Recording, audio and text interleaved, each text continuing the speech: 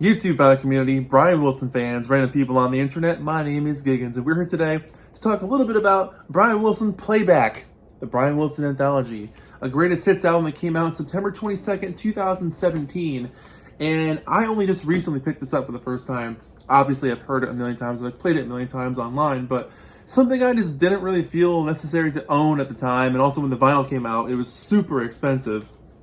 It was like 45 bucks or something. I was like, no, can't do it.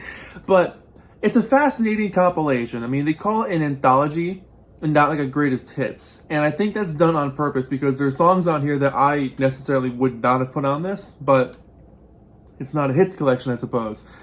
It's a collection of songs that cover his entire career, solo career, including a couple unreleased songs. So it's definitely worth picking it up for the unreleased stuff. And songs that just aren't available on vinyl right now, so stuff from Getting In Over My Head or Your Imagination, Live at the Roxy, stuff that you just can't pick up easily right now. Some of those things do exist on vinyl, just impossible to find. But I'm not going to talk about every song on this album because I've done that in other reviews. I'm going to talk about the songs that are new to this set and kind of my thoughts on the track selection and what they could have changed or made a little bit better to improve a really good set that this already is. So let's just talk about the songs that are different. Some Sweet Day is on this thing. It's on side B, and this is a 90s song during the Andy Paley sessions where Brian and Andy wrote tons of songs together. And it's fun because you get to hear Brian's 90s voice, which is always cool, but it's a really rich song. Densely layered, excellent catchy refrains. It would have been a massive hit in like 1964, 65. Would have been a monster of a song. And the biggest takeaway I have with this song is when I hear it, I think, how can this have been done for the Beach Boys in the mid-90s?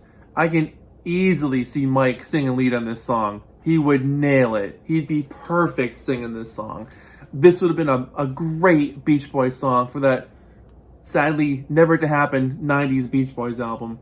But I really dig that song a lot, and there's so much more from that era of Brian writing with Andy. So the fact that it came out on this thing means that there's hope that more can come out officially someday. So we'll keep it open.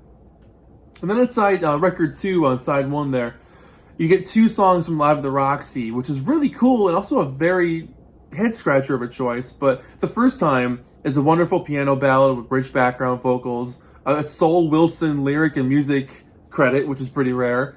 The sax solo is nice and calm. It's not a super exciting song, and part of me wonders why it was chosen. And I think maybe it was chosen just to give it another chance, give it another home. The Live at the Roxy album, people might kind of glance at it and be like, oh, I know all these songs, but not really look at the track list super heavy and see there's a couple they don't know. So maybe that's why it's on this thing. Following that up, This Isn't Love. I adore this song. This song's fantastic. It's got, the Tony Asher lyrics, which are great. It's super catchy. It builds up over time. It's got that really catchy refrain at the end. It's just a much more filled out, happier Brian sounding song. And it works for him. It really does work. Love that one. And then Run James Run, the last song of the album, named as a homage to the Pet Sounds working title from back in the day. This song is an upbeat, energized rocker. This should have been in his set list the whole time on these live shows for the last 5 years. The chorus is wonderfully catchy. The energy just sparkles. Everyone was having a great time making this song. And you can hear the fun in Brian's voice. This was done during the No Peer Pressure era. And it's just a joy to have on this album. So that's definitely an album highlight, is Run James Run. If you haven't heard that, definitely listen to that song. Now, here's how I would change this record up. It's a little heavy on the first album, on his self-titled album, which is fine. There's some great songs from that one. Here's the songs I would take off of this album. I would take off Colors of the Wind off the Key of Disney album and put literally anything else on it. Just Can't Wait to Be King would be a great option there. But Colors of the Wind for me is it just doesn't go anywhere. It just feels tired. It sounds tired. I don't know why they picked that one. Definitely would take that one off. I'd also take off The First Time. As cool as it is to have on here, letting it live on Live at the Roxy is fine. It just doesn't add anything to this set, especially coming after Lay Down Burden. I mean, side C is a lot of slower tracks on it. I mean, a lot of this album has slower tracks on it, but that one in particular just doesn't have the spark of being, quote unquote, on a greatest hits album. And I know they're not calling it a greatest hits album, it's something different, but people are going to see this and go, oh, I know a bunch of these songs. It's a greatest hits album. So, I'm catering to normal people. So I would take off the first time. And I know this is sacrilegious and I'm going to get a lot of hell for saying this, but take off Rio Grande. It's 8 minutes long. It's not, look, I understand it. I get it. I understand the appeal. I understand the production work that went into it. It is a really interesting song, but it kills the momentum. Like, hearing it on the album, on the self-titled album, sure, no problem. But you want to hear the hits, and that song for me is just like a total bump in the road. It's 8 minutes long. You could have put 2 really solid songs in its place. Speaking of which, there's only one song from That Lucky Old Sun, one of his best solo albums. I would put on Forever Should Be My Surfer Girl and Southern California from that album. Both of those songs are fantastic. Southern California, it's singing about his brothers. It's got really good harmonies, excellent lyrics. And Forever Should Be My Surfer Girl is upbeat, nostalgic, peppy, fun. Can't go wrong with that one. I'd also put on Meet Me in My Dreams Tonight from the first album. I love that song. It's super bouncy, stays in your head, excellent track. And I would take off the Getting In Over My Head version of Soul Searching to put the Beach Boys version on there, because this version is missing that whoa stuff that the Beach Boys do. That helps the song live so much more.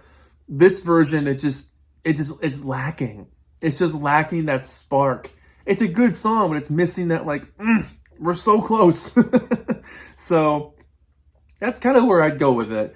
I would take off Colors of the Wind the first time at Rio Grande. I'd put on the Beach Boys' Soul Searching, Meet Me in My Dreams Tonight, Forever Should Be My Surfer Girl, and Southern California.